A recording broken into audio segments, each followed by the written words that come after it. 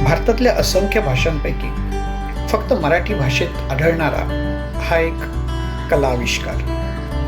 कथाकथन ही एक सादरीकरण कला आहे, म्हणजेच परफॉर्मिंग आर्ट्स. तुम्ही आत्तापर्यंत अनेक वेळा आपल्या आजी आजोबांकडून किंवा इतरांकडूनही कावळा आणि चिमणीची गोष्ट ऐकला असेल. एक होता कावळा, एक होती चिमणी. कावळ्याचं घर होतं शेणाचं, चिमणीचं घर होतं मेणाचं. ही गोष्ट तुम्ही ऐकलात. जर यालाच आपल्याला कथा म्हणायचं असेल तर कसं सांगितलं जातं? एका मोठ्या आंब्याच्या झाडावर एका फांदीच्या शेजारी माझं काठ्याने बनवलेलं छोटं घर होतं. पण माझं घर माझ्या इतर मित्रांपेक्षा वेगळं होतं, कारण मी माझ्या घराला शेणाने सारवलं होतं. शेणाने त्याला मुलामा दिला होता आणि मला माझ्या घराचा खूप अभिमान होता. एक दिवशी काय झालं, जोराचा पाऊस आला. आता या दोन गोष्टींमध्ये महत्त्वाचा फरक आहे की एक गोष्ट होती आणि दुसरी कथा होती. कारण दुसरी कथा होती कारण त्यामध्ये मी होतो. ती कथा मी माझी सांगत होतो. हाच बेसिक गोष्ट आणि कथा याच्यामधला फरक आहे. कथाकथनाचे सामान्यपणे दोन प्रकार पडतात. एक स्वरचित कथा किंवा दुसरी प्रतितयश लेखकांची सांगितलेली कथा. जेव्हा स्वरचित कथा असते तेव्हा त्याच्यावरती निर्बंध नसतात, पण प्रतितीय लेखकाची कथा जेव्हा तुम्ही सांगता तेव्हा त्याच्यावरती कॉपीराईट असतो. म्हणून ती कथा सांगताना एकतर तुमच्याकडे त्या लेखकाची परवानगी असणं आवश्यक आहे किंवा त्या कथेच्या लेखकाचं नाव, कथेचं नाव, पुस्तकाचं नाव हे तुम्ही तुमच्या श्रोत्यांना कथा सांगण्यापूर्वी किंवा सांगितल्यानंतर सांगणं अत्यंत महत्त्वाचं आहे.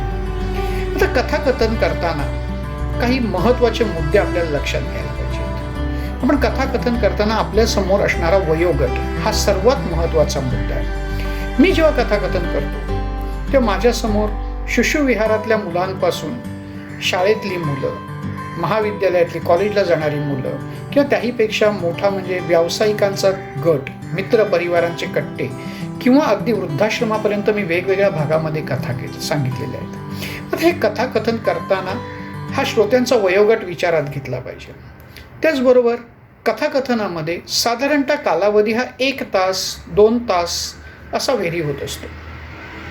पण या 1 तासाच्या किंवा 2 तासाची संपूर्ण एक कथा कधीच सांगायची नाही.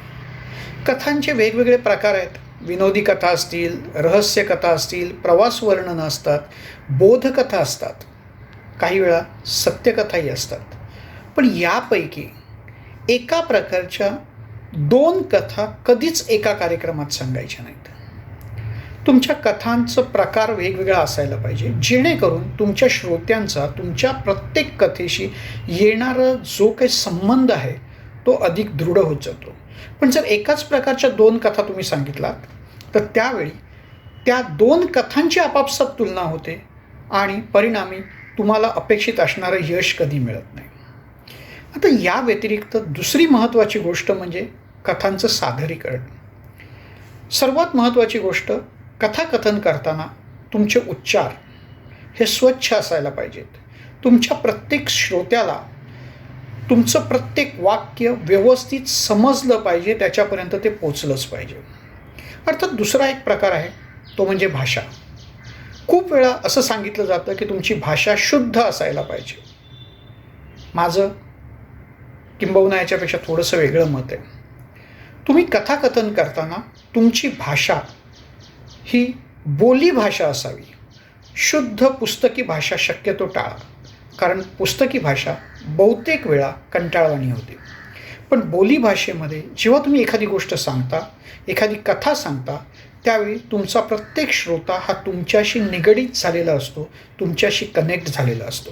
त्यामुळे बोलीभाषेचा वापर करणं अधिक फायदेशीर आहे. त्यानंतर आता कथेचं सादरीकरण करताना आपले जगप्रसिद्ध कथाकथनकार म्हणजे पु ल देशपांडे हे नेहमी पोडियमसमोर उभे राहून कथा सांगत. त्यांची सगळी रेकॉर्डिंग्स पोडियम समोरची आहेत. पण म्हणून आपण हा प्रयत्न करू नये, कारण पु ल देशपांडेंची तुलना करण्यास आपण कुठेच पात्र नाही. आपल्यासारख्या सामान्य छोट्या कथाकथनकारांनी शक्यतो एका जागी उभं राहून कधीच कथा सांगू नयेत, कारण एका जागी उभं राहून केलेलं व्याख्यान किंवा एखादी गोष्ट ही लोकांना लवकर कंटाळवाणी होते.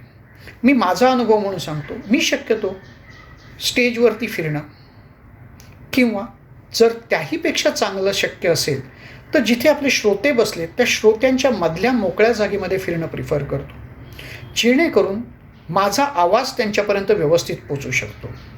माईक वापरणं हे अत्यंत धोकादायक आहे, कारण तुम्ही जसे त्या माईकपासून लांब किंवा जवळ जाता तसं तुमचा आवाजामध्ये फरक पडत जातो. म्हणून जर शक्य असेल तर विना माईक आणि अगदीच गरज असेल तर कॉलर माईकचा वापर करा, जेणेकरून तुमचा आवाज प्रत्येक वेळी प्रत्येकापर्यंत सारख्या प्रमाणात पोचू शकेल. दुसरी महत्त्वाची गोष्ट प्रत्येक कथाकथनकाराकडे असायला पाहिजे, ती म्हणजे प्रसंगावधान. अनेक वेळा आपण एखादा पंच घेतल्यानंतर त्या पंचवरती तुमच्या अपेक्षेपेक्षा जास्त हशा किंवा टाळ्या आल्या आणि तुम्ही अगोदरच बोलायला सुरुवात केला तर काही वाक्य प्रेक्षकांपर्यंत, तुमच्या श्रोत्यांपर्यंत पोचत नाहीत.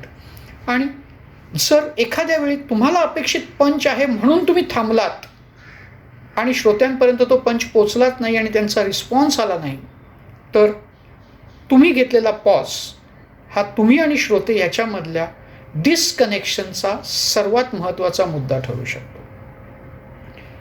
दुसरी महत्त्वाची गोष्ट म्हणजे कायम तुम्ही श्रोत्यांबरोबर राहिलात, श्रोत्यांशी कनेक्ट करून राहिलात तर तुमची कथा ही लाईव्ह होत राहते, जिवंत असल्यासारखी वाटत राहते. कथाकथन करताना या काही महत्त्वाच्या गोष्टी जर आपण लक्षात ठेवल्या तर यश नक्की तुमचं आहे. आणि म्हणून एक गोष्ट लक्षात ठेवा, चिमणी आणि कावळ्याची गोष्ट सांगू नका.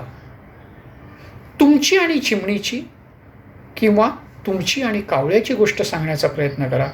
तुम्ही त्या कथेतला एक भाग बनलात तर गोष्ट सांगणे आणि कथाकथन याच्यामध्ये असणारी जी एक अंधुक रेषा आहे ती तुम्ही सहज पार करून यशस्वी कथाकथनकार होऊ शकाल. धन्यवाद.